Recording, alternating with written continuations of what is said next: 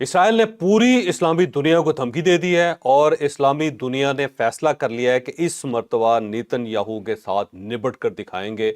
आखिर इसराइल करना क्या चाहता है, पूरी डिटेल आपको आज के व्लॉग में बताएंगे। और इसके साथ साथ तारीख में पहली मर्तबा नेतन्याहू की तकरीर गजा में सुनाई गई है और जबरदस्ती सुनाई गई है।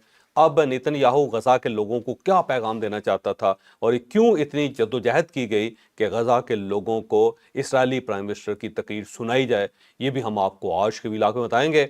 और पाकिस्तान के प्राइम मिनिस्टर की तकरीर ने पूरी दुनिया को हैरान कर दिया, बल्कि पूरी अरब स्टेट्स जो हैं, अरब दुनिया जो है वो पाकिस्तान को मुबारकबाद दे रही है। और पाकिस्तान आने वाले दिनों में वाकई इस्लामी दुनिया का एक लीडर होगा। उस तकरीर में आखिर क्या ऐसा था कि जिसकी वजह से पूरी इस्लामी दुनिया पाकिस्तान को मुबारकबादें पेश कर रही है और साथ शाबाशें भी दे रही है, ये भी हम आपको आज के व्लॉग में बताएंगे। और हमारी टीम क्रिकेट के मैदान में तो नहीं जीत सकी, लेकिन आज एक ऐसी जगह पे जीती है, एक ऐसा उसने मैच विन किया है कि जिसने सबको हैरान कर दिया है। ये मैच कहाँ पे हुआ, कैसे हुआ, क्या नतीजा निकला, ये भी हम आपको आज के व्लॉग में बताएंगे। लेकिन व्लॉग की तरफ जाने से पहले हमारी आपसे रिक्वेस्ट है कि चैनल को सब्सक्राइब जरूर कीजिएगा और ये जो बेल आइकन है उसको जरूर प्रेस करें ताकि नोटिफिकेशन आपको मिलता रहे। और ये याद रखें कि हर अच्छी बात सदका जारिया होती है। अगर आपको ये व्लॉग अच्छा लगे तो किसी न किसी के साथ जरूर शेयर कीजिएगा। और हमने अपना कॉलम 0 पॉइंट अब ऑडियो फॉर्म में लॉन्च कर दिया, आप इस लिंक पर क्लिक करके अब हमारा कॉलम सुन भी सकते हैं। अस्सलाम वालेकुम नाजरीन, मैं हूं फर्रुख अब्बास न्यूट्रल भाई जावेद चौधरी। मैं नाजरीन, नेतन्याहू जैसा बेशरम आदमी शायद दुनिया में कोई और होगा। एक वाहिद वजीर आजम ऐसा जिसने यूनाइटेड नेशन जनरल असेंबली के अंदर खिताब किया, और खिताब किया इसने खाली कुर्सियों से। एक बेइज्जत हुआ वहां पे, लेकिन फिर भी ढिठाई की ऐसी हद है कि वहां पे बैठ के धमकियां देने से बाज नहीं आ रहा। मुसलमान ममालिक को धमकियां देनी शुरू कर दी और एक ऐसी घटिया और घिनौनी हरकत की कि इंसानियत शर्मा गई उसके ऊपर। और ये सब कुछ वो खुद बोलता रहा कि हाँ ये मैं कर रहा हूं। तो ये कैसा इंसान है? अब इजराइल के साथ मुस्लिम ममालिक क्या करने वाले हैं? अमेरिका क्या उसके साथ अभी भी खड़ा रहेगा? पाकिस्तान का इस पूरे सिनेरियो में क्या रोल होगा? ये डिटेल से जानिए इस स्टोरी में। अब जनरल असम्बली में ज़ाहिर है तकरीरें हो रही थी। कल नेतन्याहू की तकरीर थी और पाकिस्तानी प्राइम मिनिस्टर मियां शहबाज शरीफ साहब की तकरीर थी। जब नेतन्याहू हाल में दाखिल होने लगा तो उससे पहले ही वहाँ पे जितने वफूद थे वो सब उठ के जाने शुरू हो गए। और जब नेतन्याहू हाल में पहुंचा तो वो जो फुटेज है उसकी वो बड़ी हैरानकुन है, वो हक्का बक्का हो गया क्योंकि वहाँ सामने कुर्सियों के अलावा कुछ नहीं था और सिर्फ इसराइली। और वो भी पीछे खड़े हो गए ताकि थोड़ा से खड़े हों तो ऐसा लगे जैसे हॉल भरा हुआ है, बराबर। लेकिन वो भी बैक सीट्स पे थे, आखिरी रो थी उनकी। और वहाँ से भी अगर आप कैमरे के ज़रिए देखें तो आपको आगे पूरा हॉल खाली नज़र आता है। तो इस जनरल असम्बली में कभी ऐसा वक्त नहीं आया कि पूरा हाल ही खाली हो जाए और लोग किसी एक प्राइम मिनिस्टर की या एक प्रेसिडेंट की तकरीर सुनने के लिए रजामंद ना हो। तो ये इसराइल के लिए एक बड़ी खौफनाक किस्म की सूरत हाल थी। सबने बाइकआउट कर दिया। इसका मतलब ये हुआ कि दुनिया आपका बाइकाट कर रही है, दुनिया आपको पसंद नहीं कर रही। और वो लोग जो कभी इसराइल के साथ खड़े होते थे, जिनमें जर्मनी है, जर्मनी वर्ल्ड वार सेकंड के बाद हमेशा इसराइल का साथ देता रहा है। फ्रांस है जिसके अंदर बहुत ज़्यादा ज्यूश हैं, ज्यूश कम्युनिटी बहुत स्ट्रांग है उसकी, वो है। फिर उसके बाद आप आगे चलें, आयरलैंड है, फिर उसके बाद यूके हमेशा, क्योंकि इंग्लैंड ने इसराइल बनाया था, उसने बनवाया था, लिहाजा वो हमेशा इनको सपोर्ट करता है। फिर इसके साथ साथ स्पेन चले जाएं आप, स्पेन की पूरी एक ज्यूश हिस्ट्री है, उनके ज्यूश क्वार्टर आज भी करनाता के अंदर और उसके साथ कर्तोबा के अंदर है, सिविया के अंदर है। वो हमेशा इटली हमेशा साथ देता रहा है। और ये पहली मरतबा ऐसा हुआ कि यूरोपियन यूनियन ने मुकम्मल तौर पे बाइकाट कर दिया। वहाँ पे यूरोपियन यूनियन के थे ही नहीं लोग, किसी मुल्क का कोई वफ्द वहाँ पे मौजूद नहीं था, सब उठ के चले गए। और उसके बाद कुछ मुल्क बैठे थे और वो इंतज़ार कर रहे थे कि ये आए और बोले और उसके बाद फिर हम वॉकआउट करें। और जो ही वहाँ पे नेतन्याहू पहुंचा और उसने गुफ्तगू करनी शुरू की तो वो भी उठ के चले गए, मुकम्मल तौर पे हाल खाली हो गया। और एक ऐसी एम्बेरसमेंट नेतन्याहू के लिए हुई कि अब उसको समझ नहीं आ रही थी कि इसका क्या हल निकाला जाए। लेकिन इसके बावजूद ज़ाहिर बड़ी ढिठाई के साथ उसने तकरीर की है और जो पहले एफर्ट हो रही थी पिछले एक हफ्ते से, उस एफर्ट को मुकम्मल तौर पे उसने मलियामेट कर दिया। उसने बड़ी क्लैरिटी के साथ कहा कि फ़लस्तीनी जो रियासत है वो डिसग्रेसफुल है और उसको हम नहीं बनने देंगे और ये एक मैडनेस है। ये उसकी तरफ से कहा जा रहा है कि मतलब जो जबकि उसे कबूल कर रहे हैं लोग। जो उसे कबूल कर रहे हैं, जो फ़लस्तीनी रियासत बनाना चाहते हैं, जो अलग दो रियासती हल की तरफ जाना चाहते हैं, वो मैडनेस के शिकार हैं और साथ साथ जो नहीं है डिसग्रेसफुल है। तो साथ उसने कहा जी मैं इसको बिल्कुल नहीं बनने दूंगा। ग्रेटर इसराइल का उसने जिक्र किया है कि जो इसराइल ग्रेटर होना चाहिए वही होगा। फिर उसने कहा जी एक हल है कि जंग बंदी का, कि ये حماس جو ہے مکمل طور پہ سرنڈر کرتے، جو ظاہر ہے حماس کے لیے ممکن ہی نہیں. حماس نے جس دن سرنڈر کیا ہے انہوں نے غزہ کو مکمل طور پہ تباہ کر دینا ہے. یہ جو بار بار ڈونلڈ ٹرمپ بھی کہہ رہا ہے نا یرغمالی واپس کر دیں، اور یہ بھی کہہ رہا ہے یرغمالی واپس کر دیں، جس دن حماس نے یہ یرغمالی واپس کر دی آپ اس کے بعد دیکھیے گا انہوں نے ملیمیٹ کر دینا ہے پورے غزہ کو. اور یہی ایک چیز ہے جو اس وقت بھی بمبنگ سے ان کو مکمل بمبنگ سے روک رہا ہے کہ اگر پورے غزہ کے اوپر بمبنگ کرتا ہے تو اس کے 20 لوگ اپنے بھی مارے جائیں گے. یہ یرغمالیوں کے بارے میں بار بار بات تقریر میں بھی کرتا رہا ہے. نہ چاہے اپنے بار بار 20 یرغمالی نظر آ رہے ہیں، 65,000 فلسطینی نظر نہیں آ رہا. 2,80,000 ٹوٹل ہیں. 2,80,000 وہ لوگ ہیں جو ملبوں میں دب گئے، جو زخمی ہو گئے، وہ بچے جو ہر 1 منٹ کے بعد ایک بچہ وہاں پہ فوت ہو رہا ہے غذا کی قلت کی وجہ سے، جو بیمار ہیں، جو ہسپتالوں کے اندر پڑے ہوئے ہیں. یہ 2,80,000 بنتے ہیں ٹوٹل. اور اتنی زیادہ تباہی میرا نہیں خیال کہ کبھی کسی ملک کے اندر ہوئی ہو کہ چھوٹی سی کمیونٹی ہے، چھوٹا سا جزیرہ ہے، چھوٹا سا علاقہ ہے، اس کے اوپر اتنی بمباری کی گئی ہے کہ اس کی 70% آبادی جو ہے نا یہ ڈسپلیس ہو گئی ہے یا ماری گئی ہے یا زخمی ہو گئی. چوہے صاحب، کچھ انٹرنیشنل میڈیا کے لوگوں سے میری گفتگو ہوئی یہی جاننے کے لیے ہوئی، یہاں رپورٹنگ کنفرم ہو نہیں رہی پیلسٹائن کے حوالے سے. تو فلسطین کے اندر جو 65,500 کچھ کا فگر دیا جاتا ہے یہ وہ فگر ہے جو کاؤنٹڈ ہے، جن کی کاؤنٹڈ ڈیڈ باڈیز ظاہر مل گئی. ظاہر ان کا ملبوں ماننا میں یہ ملبہ میں تو ابھی دبے ہوئے ہیں دبے لوگ. ہوئے ہیں، ان کا ماننا یہ ہے، انٹرنیشنل میڈیا یہ کہتا ہے یہ ایگزیکٹ فگر نہیں ہے، 2.5 سے 3 لاکھ کا فگر ہو سکتا ہے ابھی تک. جب غزہ بالکل امن ہو جائے گا اور یہاں پہ یہ جسے کہتے ہیں نا سب کچھ ہٹایا جائے گا تب ایگزیکٹ فگر سامنے آئے گا. اور اتنا بڑا میسیکیور دنیا میں اس سے پہلے کہیں نظر نہیں آیا اب اس طرح دیکھو سے آج ایک کے علاقے دور میں جب اتنا زیادہ سویلائزڈ ہو چکی ہے دنیا اور آپ ہیومن رائٹس کی بات کرتے ہیں پوری دنیا کے اندر اور چھوٹی چھوٹی باتوں کے اوپر پورا ملک باہر نکل آتا ہے. کسی بچی کا ریپ ہو جائے، کوئی ایک بلیک جو ہے وہ کسی وائٹ پولیس مین کے ہاتھوں قتل ہو جائے، یا ایک وائٹ مین جو ہے وہ ایک بلیک شخص کی گردن کے اوپر گھٹنا رکھ کے اس کو مار دے، قتل کر ہاں دے، جی پورا امریکہ کے اندر جو ہے طوفان آ جاتا ہے، رائٹ شروع ہو جاتے ہیں. یا انگلینڈ کے اندر ایک چھوٹا سا انسیڈنٹ ہو جائے، افواہ پھیل جائے اور اس افواہ کے نتیجے میں وہاں پہ قتل و غارت کے لیے سٹارٹ ہو جائے تو اس کے اوپر بھی دنیا پورا سراپا احتجاج بن جاتی ہے اور ہر طرف سے شور شرابہ ہو جاتا ہے. بلکہ اگر آپ کو یاد ہو تو نیوزی لینڈ کے اندر ایک مسجد کے اندر اٹیک ہوا تھا، مسلمان مرے تھے لیکن جو نیوزی لینڈ کی طرف سے کتنا زیادہ ریاکشن آیا تھا اس ہاں کے. جی تو چھوٹے چھوٹے واقعات کے اوپر پورا ملک باہر آ جاتا ہے. لیکن غزہ ایک بدقسمت خطہ ہے اس وقت کہ وہاں پہ اتنی قتل و غارت کری ہوئی ہے، اتنی بمباری ہوئی ہے. صرف آج کے دن جس وقت یہ نیتن یاہو تقریر کر رہا تھا اس وقت بھی 45 لوگ جو تھے ان کو شہید کر دیا گیا آج کے دن بھی. تو اتنی زیادہ قتل و غارت گری کے باوجود بھی دنیا جو ہے وہ خاموشی سے بیٹھی ہوئی ہے اور بڑا ڈھیلا ڈھالا سے احتجاج کر رہی ہے. OIC بھی قرارداد پاس کرتی ہے جس کی کوئی حیثیت، کوئی اس کا ویٹ نہیں ہے. تو یہ صورتحال ہے. اس صورتحال کے اندر نیتن یاہو جو ہے مسلسل دھمکیاں دے رہا ہے اور اسے سیدھی عالمی جو پاورز ہیں اور اسلامی دنیا اس کو دھمکی دے دی کہ جناب میں بالکل نہیں روکوں گا اور جس نے جو کرنا ہے کر لے.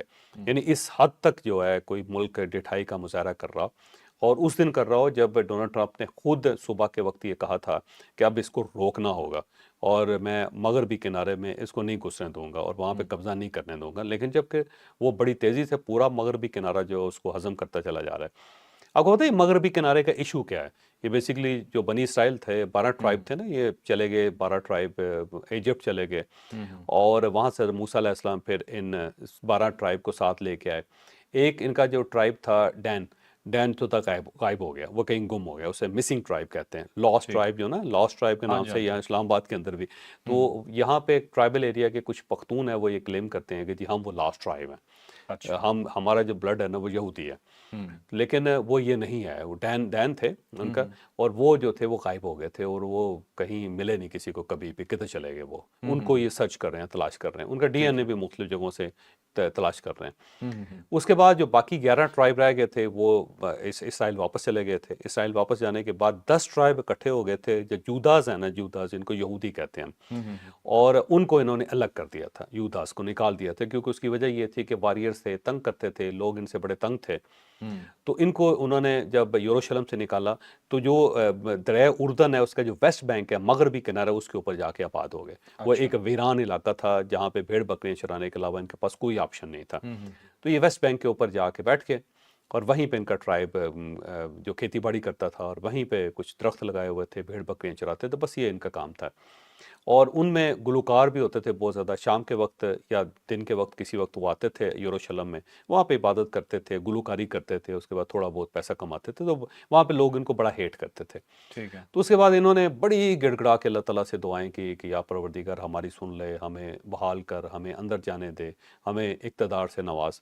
تو اللہ تعالیٰ نے پھر ان کی بڑی طویل دعائیں جو تھی ان کو سنا, اور سننے کے بعد پھر اللہ تعالیٰ نے مہربانی یہ کی کہ حضرت داؤد علیہ السلام ان کے اندر آ گئے, پھر حضرت سلیمان علیہ السلام ان کے اندر آ گئے, حضرت عیسیٰ علیہ السلام جو ہے وہ خود جودا سے یہودیوں میں سے تھے, اور اس کے بعد حضرت عیسیٰ علیہ السلام نے جب دوبارہ آنا ہے تو وہ پھر یہودیوں کے اندر سے ہوں گے.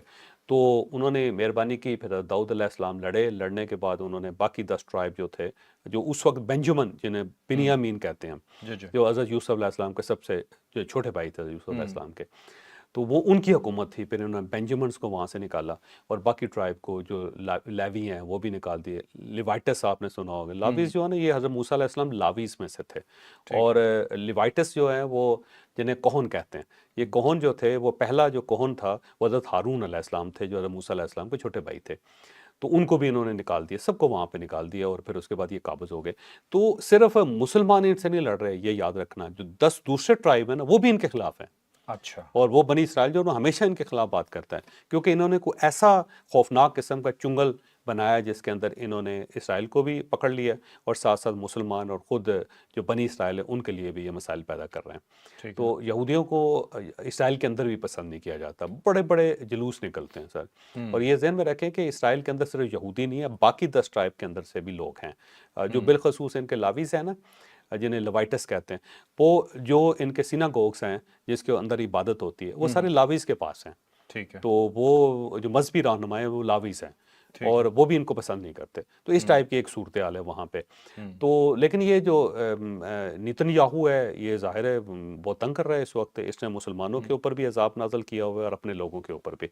تو اب اسلامی دنیا جو ہے وہ اس کی تقریر سن کے بڑا خون کھولا ہے ان کا, اور جو 8 اسلامی ملک جنہوں نے ٹرمپ کے ساتھ بات کی تھی, وہ مجھے لگتا ہے دوبارہ بات کرنے لگے ان سے کہ اس کو کنٹرول کریں, ورنہ ہم سب جو ہے نا اس کو پکڑ کے اس کا مکو ٹھپ دیں گے. تو اگر امریکہ تھوڑا سا سائلنٹ ہو جاتا ہے یا وہ نیوٹرل بھی ہو جاتا ہے تو مسلمان چھوڑیں گے نہیں پھر اس کو, کیونکہ ابھی صرف امریکہ واحد فورس ہے جو اس کے لیے کھڑی ہے, جبکہ پوری دنیا انگیسٹ ہوتی چلی جا رہی ہے. پھر اس کے ساتھ ساتھ تو اس نے ایک اور بڑی بدمعاشی کی, وہ یہ بدمعاشی کی, اور اس نے بتایا وہ جنرل اسمبلی سے خطاب کرتے ہوئے کہ میں جب تقریر کر رہا ہوں اس تقریر کو اسرائیل بڑے بڑے لاؤڈ سپیکروں کے ذریعے غزہ کے لوگوں کو سنا رہا ہے. اب سوال یہ ہے کہ غزہ کے لوگوں کو کیوں سنا رہا ہے وہ؟ اس کی وجہ یہ ہے کہ پچھلے ایک ہفتے سے جو انفارمیشن نکل رہی تھی کہ 8 اسلامی ملک مل رہے ہیں, OIC کی میٹنگ ہو گئی ہے, پاکستان نے ٹرمپ سے کچھ رعایتیں لے لی ہیں, UN کے اندر جو ہے وہ جو عالمی برادری ہے وہ ایک سائڈ پہ کھڑی ہو گئی ہے, 6 جو ویسٹرن ملک ہیں انہوں نے فلسطین کی ریاست کو تسلیم کر لی ہے. اس ٹائپ کی خبریں سے غزہ کے اندر ایک امید پیدا ہو رہی تھی, لوگوں کو محسوس ہو رہا تھا کہ ہماری جو مصیبت کے دن ہیں وہ ختم ہو رہے ہیں. تو اس نے اس لیے وہاں پہ سنایا تاکہ لوگوں کی امیدیں ختم ہو جائیں, انہیں یہ محسوس ہو کہ اگر لوگ کہہ بھی رہے ہیں تو یہ نیتن یاہو کے اوپر کوئی اثر نہیں پڑ رہا.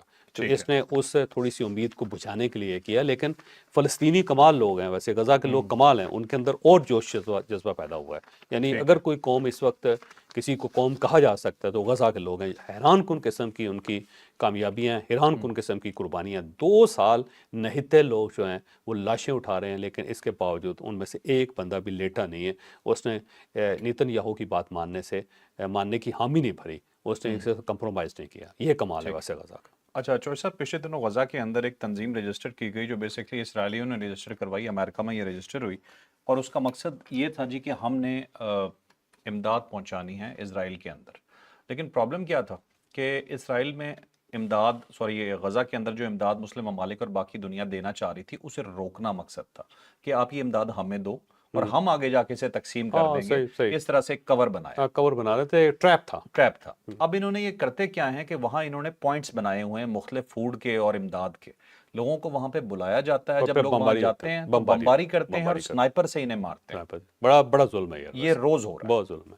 अच्छा, ये जो मगरबी किनारे की एक बात रह गई थी कि उसके बाद फिर ये जॉर्डन के पास चला गया था मगरबी किनारा। सारी ये पुरानी बातें हैं ना, ये तकरीबन 3000 साल पुरानी बातें हैं सारी। तो उसके बाद आखिरी जो था वो जॉर्डन के पास था। जब जॉर्डन आज़ाद मुल्क हुआ है तो मगरबी किनारा जॉर्डन के पास है। 1967 तक जॉर्डन के पास था, अच्छा। लेकिन उसके बाद फिर जंग हुई और उस जंग में इन्होंने इसके ऊपर कब्जा कर लिया। तो अब ये मुकम्मल तौर पे उसे हज़म करना चाहते हैं, लेकिन जो जॉर्डन है वो भी रेजिस्ट कर रहा है और बाकी आलम इस्लाम भी रेजिस्ट कर रहा है कि मगरबी किनारे को नहीं छेड़ना, क्योंकि वहाँ पे अगर आ गया तो फिर ये आगे बढ़ता हुआ दिखाई देगा। फिर इसके लिए बहुत आसान हो जाएगा पूरे इजिप्ट के ऊपर कब्जा करना, जॉर्डन के ऊपर कब्जा करना, सऊदी अरेबिया के ऊपर कब्जा करना। फिर ये वहाँ से अपनी फ़ौजों को मूव कर लिया करेगा आगे। बिल्कुल ठीक है, बिल्कुल ठीक है। चलते हैं जी दूसरी खबर की तरफ। उससे पहले बस इतना बता दें कि इन जंगों से पहले 14,000 स्क्वायर किलोमीटर पे इसराइल था और इस वक्त उसने एक्सपेंशन कर करके 90,000 स्क्वायर किलोमीटर अपना इलाका घेर लिया और उसकी भूख अभी भी खत्म नहीं हो रही है। अब चलते हैं जी नेक्स्ट बहुत ही इंपॉर्टेंट स्टोरी हमारे वजीर अजम के हवाले से।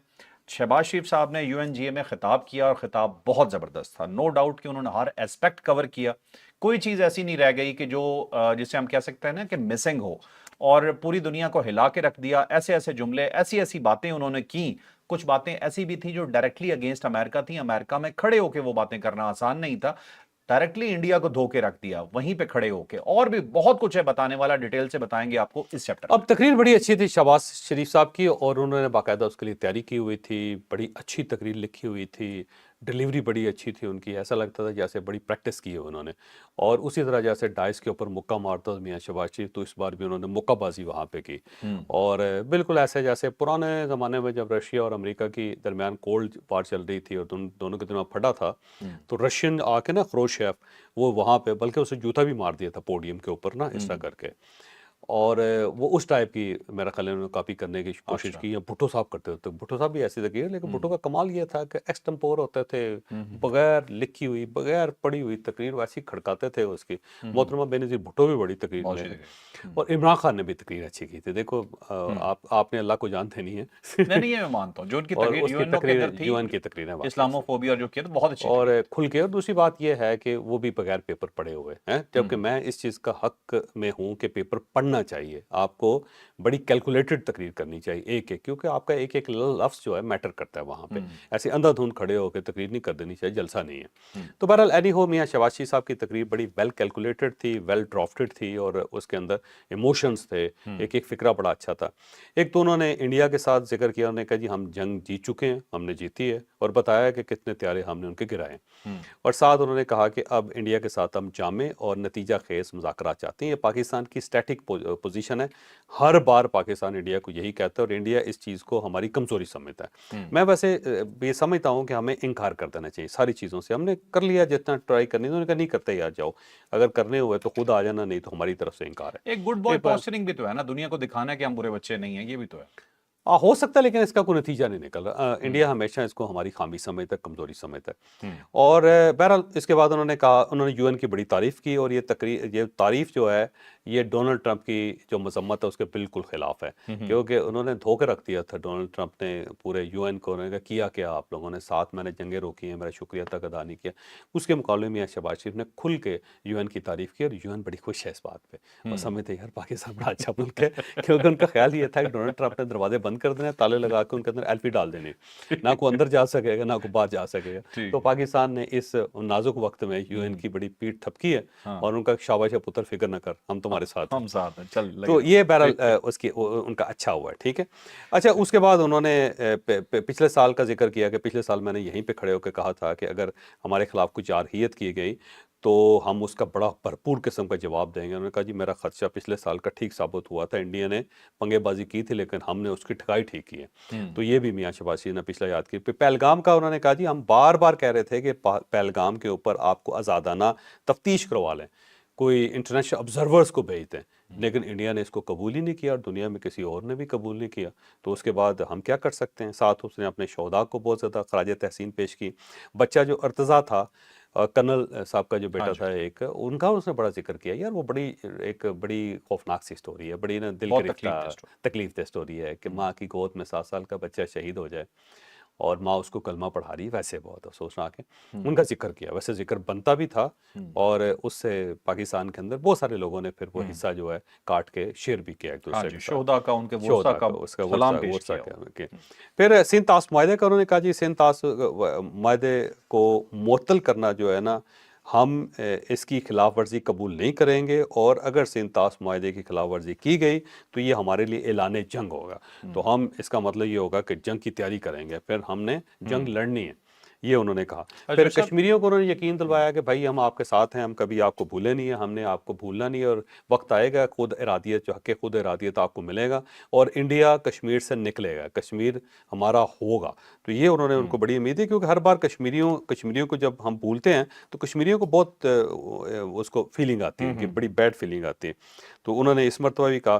پھر مغربی کنارے کا انہوں نے اسرائیل کا ذکر کیا کہ اس کو ہم ہضم نہیں کرنے دیں گے آپ کو۔ 1967 کے جو ایکارڈ تھا، یہ جنگ تھی، اس سے پہلے کا جو اسرائیل یا پھر فلسطین ہے وہ ہمیں قبول ہے۔ اسرائیل کو انہوں نے کہا کہ نہیں، اس کی جو توسیع پسندانہ عزائم ہے اس کو انہوں نے کہا جی ان ایکسیپٹیبل، ہمارے لیے بالکل وہ قابل مذمت ہے، اور ہم اس کو قبول نہیں کریں گے۔ ساتھ انہوں نے غزہ کی عورتیں اور بچوں کا ذکر کیا کہ اسرائیل جس درندگی کے ساتھ ان کے اوپر اٹیک کر رہا ہے۔ ساتھ ساتھ انہوں نے کہا کہ فوری طور پہ جنگ بندی ہونی چاہیے، کلیئر میسج دیا، اور ساتھ ساتھ یہ ہے کہ فلسطینی ریاست آزاد ہونی چاہیے۔ ساتھ قطر کا ذکر کیا، اور انہوں نے کہا جی قطر ہمارا بھائی ہے اور ہم اس کے ساتھ کھڑے ہیں، بالکل یہاں پہ اب دیکھ لیں قطر کے ساتھ کسی اور ملک نے نہیں کہا، صرف پاکستان نے کہا۔ پاکستان نے ساری تقریروں میں جتنی تقریریں دیکھ لیں، صرف پاکستان نے کہا ہے کہ قطر کا ذکر بھی کیا اور اس کے ساتھ کھڑا ہونے کا اعلان بھی کیا، اور ساتھ ساتھ جو پاکستان کے اندر دہشت گردی ہو رہی ہے اور جو افواج پاکستان کی قربانی ہے ان کا ذکر بھی کیا۔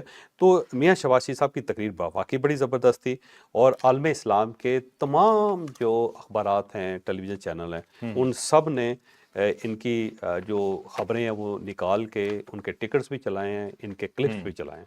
تو عالم اسلام یہ سمجھ رہا ہے کہ پاکستان جو ہے نا اس نے لیڈرشپ کا پورا حق ادا کیا ہے، اس نے پورے مسلمانوں کی جو آواز ہے، جو عالم اسلام کی آواز ہے، اس کو بلند کیا ہے۔ تو یہ میرا خیال ہے بڑا کریڈٹ ہے پاکستان کا۔ اچھا چوہدری صاحب، اس سے ایک بڑی اسپیشل میسیجنگ ہے۔ اس سے پہلے سندھ طاس کے معاہدے ختم ہونے کو جب ہم اعلان جنگ کہتے تھے تو پاکستان میں بیٹھ کے کہتے تھے، اس دفعہ پوری دنیا کے سامنے جا کے اعلان کر دیا کہ اگر ہمارا پانی بند ہوا تو ہم اسے جنگ تصور کریں گے اور ہم سے کچھ بھی ایکسپیکٹ کریں اور گے۔ یہ اعلان جنگ ہے، بالکل اعلان جنگ، بالکل ٹھیک۔ چلیں، بہت اچھی تقریر جی، اور واقعی ایسا لگا کہ پاکستان کا وزیر اعظم ہے، اور واقعی دیکھ کے بہت خوشی ہوئی کہ اتنی کلیئر میسیجنگ ہمیں کسی پریزیڈنٹ یا پرائم منسٹر کی تقریر میں نہیں ملی یا کم ملی جتنی وزیر اعظم شہباز شریف صاحب کی تقریر میں تھی۔ اچھا اب چلتے ہیں جی اگلی سٹوری پہ، بہت ہی زبردست سٹوری ہے جی، اور اس سٹوری کے اندر مختلف قسم کے کوئی موڑ آئیں گے عجیب و غریب۔ بات شروع ہوئی تھی شکایتوں سے، بھارتیوں نے آئی سی سی کو ہماری شکایت لگائی، ہم نے بھارتیوں کی شکایت لگائی، پھر انکوائری سٹارٹ ہوئی۔ انکوائری کے اندر ہمارے ایک کھلاڑی نے آئی سی سی کا مذاق بنا کے رکھ دیا، اور ایک ایسا سوال پوچھ لیا کہ آئی سی سی جواب دیتا تب بھی مرتا، نہ جواب دیتا تب بھی مرتا۔ گیا جواب دینے تھا لیکن وہاں جا کے سوال پوچھنے لگ گیا، اور ہوا کیا یہ بتائیں گے جاوید چوہدری صاحب۔ اب آئی سی سی کے اندر ظاہر شکایات لگائی گئی تھے، ان کے ایک ریفری ہیں رچی رچرڈسن، اور ان کے سامنے پیش ہوئے۔ کل جو انڈین کپتان ہیں سوریا کمار، وہ وہاں پہ پیش ہوئے، اور ان سے کل پوچھا گیا تھا کہ آپ بتائیں کہ آپ نے پہلگام کے واقعے کا ذکر کیوں کیا تھا، آپ نے اپنی فوج کا ذکر کیوں کیا تھا، آپ نے جو کرکٹ کی فتح ہے اس کو اپنی فوج کے کھاتے میں کیوں ڈالا تھا۔ اب وہ بڑی کیونکہ کلیئر تقریر تھی، اس کے اندر جواب کوئی نہیں تھا ان کے پاس، تو انہوں نے یہی کہا جی کہ ہماری فوج ہے، ہم نے ان کے ساتھ کھڑا ہونا، انہوں نے کہا دوسرے ملکوں کی بھی فوج ہے، انہوں نے بھی اپنے فوج کے ساتھ کھڑا ہونا ہے، یہ کوئی میدان جنگ ہے جس کے اندر آپ لوگ یا تو ٹینکوں پہ آ جاتے پھر آ کے یہاں پہ لڑ لیتے۔ کرکٹ ہے، اسپورٹس ہے، اسپورٹس مین اسپرٹ کے ساتھ کھیلنا چاہیے، اس کو اس کے ساتھ میچ ہونے چاہیے۔ تو یہ آپ نے جنگوں کا ذکر کرنا شروع کر دیا، تو اس کے پاس جواب کوئی نہیں تھا، اس نے بڑی کوشش کی آئیں بائیں دائیں کرنے کی، لیکن اس میں سے نکلا کچھ نہیں۔ تو آج کل پاکستانی جو کھلاڑی تھے ان کی ہیئرنگ تھی، تو سب سے پہلے صاحبزادہ فرحان کو بلایا گیا، ان سے پوچھا گیا کہ جناب یہ آپ نے اشارہ کیوں کیا؟ اس نے کہا جی میرا سیلیبریشن کرنے کا اسٹائل ہے، یہ ایک اسٹائل ہوتا ہے اس میں، اب بلا جو اس کو ڈر کر کے اس سے کیا ہو جاتا ہے مجھے بتائیں، کیا فرق پڑے گا، توپ چلا دی میں نے، کیا کیا؟ اور ساتھ ظاہر ہے دھونی کا ذکر کیا کہ دھونی تو ہمیشہ یہ کرتا تھا، دھونی نے کئی مرتبہ ایسا کیا ہوا ہے، سارے کھلاڑی ہیں، کوئی بندہ کلاشنکوف کی طرح لہرا دیتا ہے اس کو، کوئی گن کی طرح لہرا دیتا ہے، کوئی تلوار کی طرح لہرا دیتا ہے، تو یہ تو کیا جاتا ہے، اگر اس کے اندر آپ سمجھتے ہیں آبجیکشنیبل ہے تو پابندی لگا دیں آپ پھر پوری دنیا میں۔ तो वो जो रेफरी थे उनके पास इसका कोई जवाब नहीं था, लिहाजा उन्होंने खामोशी इख्तियार की। उसके बाद हारिस रऊफ साहब की बारी आ गई, उनको बुलाया कि उन्हें बताया जी हाँ जी आप बताइए आप वहाँ पे क्या इशारे कर रहे थे 6 के और ये 0 के, ये क्या क्या था ये? तो उसने उनसे पूछा कि मुझे ये बताएं कि ये 6 और 0 अगर मैंने कोई इशारा किया तो क्या मतलब है इसका? रेफरी जो था फंस गया। रेफरी ये तो नहीं कह सकता था कि इसका मतलब ये है कि आपने 6 त्यारे गिराए थे उनके। फिर तो ये इंटरनेशनल लेवल पे अच्छी बड़ी खबर बन जाती। इंडिया ने मत मार देनी थी रिची रिचर्डसन की, वो मत मार के रख देनी थी, जवाब कोई नहीं होना था इनके पास, तो वो चुप रहा। तो उसने कहा देखा जी अब मैं तो एंटरटेन कर रहा था, वहाँ जो तमाशबीन थे, तमाशबीनी तमाशाई तमाशाई वैसे उसने कहा जो मैं तमाशबीनी हो रही थी। मैंने कहा जो तमाशाई थे मैं तो उनको एंटरटेन कर रहा था, और एंटरटेन करते रहते हैं, ये कर लिया तो क्या हो गया जी, को मैं पहला बंदा हूँ जो इसने ऐसा किया है। या 6 जो है सिक्सर भी होता है और 0 भी होता है, उसने कहा जी आप मेरे पे इल्जाम लगा रहे हैं ना, हाँ, तो 6-0 को तुमने इशारा किया है, तो क्या उन्होंने कहा मुझे तो कुछ गलत है, आप बताएं कि मैंने क्या किया, इसमें गलत क्या क्या है, ये था क्या? अच्छा वैसे जो रेफरी थे जो उनकी टीम थी उसके पास कोई जवाब नहीं था, लेकिन इसके बावजूद उन्होंने हारिस रऊफ साहब को 30% जुर्माना कर दिया कि जो इनकम होगी मैच उसमें फीस। मैच फीस की मैच उसका मैच फिक्स 30 ना करो, मैच मैच फीस की। भाई फिक्स मेरे मुंह से वैसे निकले, मैं ऑनेस्टली कह रहा हूँ, इसका मतलब ये नहीं है जो मैं कह रहा फीस कहने लगा था, इसने रास्ते में रोक दिया था। तो मैच फीस का उसने कहा 30% आप जो है ना आईसीसी को जमा करवाएंगे, और मोहसिन नकवी साहब ने कहा पुत्र फिक्र ना कर तेरे पैसे मैं दूंगा। उन्होंने ऐलान मोहसिन नकवी साहब के कलेजे में ठंड पड़ गई ना, जाहिर है क्रिकेट तो हमने खेली नहीं वहां पे, चले कोई इशारे करके आ गए, कोई बतंगड़ तो बना कुछ, चले वो क्या कहते हैं बदनाम होंगे तो नाम नहीं होगा, नाम तो हुआ ना, चले कुछ ना कुछ किसी न किसी जगह कचहरी तो बनाई है हमने। अच्छा हम गिरते पड़ते फाइनल में पहुंच गए हैं, कल से सोशल मीडिया पे कोहराम बरपा हुआ है, इंडिया के अंदर आग लगी हुई है और पाकिस्तानी इतना तंग कर रहे हैं इंडियंस को, उन्हें एक ही बात कर रहे हैं कि आ गए फिर आ गए, आओ खेलो तीसरी दफा। और सूर्या जो है उनको भी 30% उन्होंने जुर्माना उसको भी ठोक दिया। ठीक तो ये बड़ी ज्यादती है यार। अब देखो ना हारिस रऊफ साहब को भी 30%, सूर्या को भी। इससे बेहतर था कि हारिस रऊफ जो है वो तकरीर ही कर देता वहाँ खड़ा होके। अच्छा वैसे ये है कि 30% से फर्क नहीं पड़ेगा, अलामती सा जुर्माना है बिल्कुल, लेकिन मुझे ये लग रहा है और ये प्रिडिक्ट भी हो रहा है, और पाकिस्तानी पूरी कौम इस टाइम लगी हुई है सोशल मीडिया के ऊपर कि मैच का हमें पता नहीं लेकिन हमने गंदा बहुत करना है इंडिया को इस मतलब अच्छा सारे मेरा ख्याल है पूरा हाल जो होगा स्टेडियम जो होगा खबर ही दे रहे हैं वो 6-0 कहता रहेगा, या 6-0 या वो आप वाला फार्मूला भी जरा आपने बताया था ना, जहाज उड़ाओ। जहाज और कागजों के जहाज उड़ा के इस तरह करके, और हो सकता है अपनी जो शर्ट्स हैं उसके ऊपर J10 लिख के आ जाए, या वो जो दे दें आइडियाज दें। पीतल के यार ये देखो अंदाजा हो रहा है ना, वो पीतल के जहाज लगा के कॉलर्स पे, जैसे कि वो ट्रम्प साहब ने यहाँ पे लगा लिया, अब उसकी भी आग लगी हुई है कि ये जहाज उसने क्यों लगाया अपने कॉलर के ऊपर। ट्रम्प है जो मर्जी करे, बल्ला लगाए, जहाज लगाए, बिल्ली लगाए, कुत्ता लगाए उसके ऊपर, आपको क्या प्रॉब्लम। बिल्कुल ठीक है, तो ये था जी हमारा आजकल स्पेशल व्लॉग, यकीनन बहुत इंफॉर्मेटिव रहा होगा। चौधरी साहब के आइडियाज आपने सुने, उन्होंने बताया कि यार मैं आइडिया नहीं किया। J10 भी लिख सकते हैं अपनी शर्टों के ऊपर, आप चाहें तो कागज के जहाज भी बना के ले जा सकते हैं, आप चाहें तो 6-0 के इशारे भी वहां पे कर सकते हैं और खुद भी कुछ इनोवेट कर सकते हैं, लेकिन इंडिया को छोड़ना नहीं है एतवार को। लाइक शेयर सब्सक्राइब, इजाजत दीजिए, अल्लाह हाफिज, पाकिस्तान जिंदाबाद।